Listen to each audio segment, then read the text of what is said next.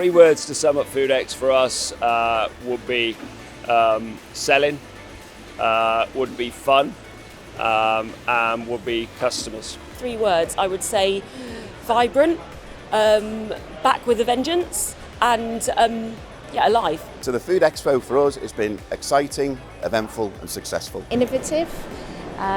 It's really quite enlightening as a show as well, and I think it's got a lot of energy. Food, focus and networking. To me, Foodex is vibrant, informative and interactive. The three words I would use to sum up the ingredients show is diverse, interesting and foodie. It was effective.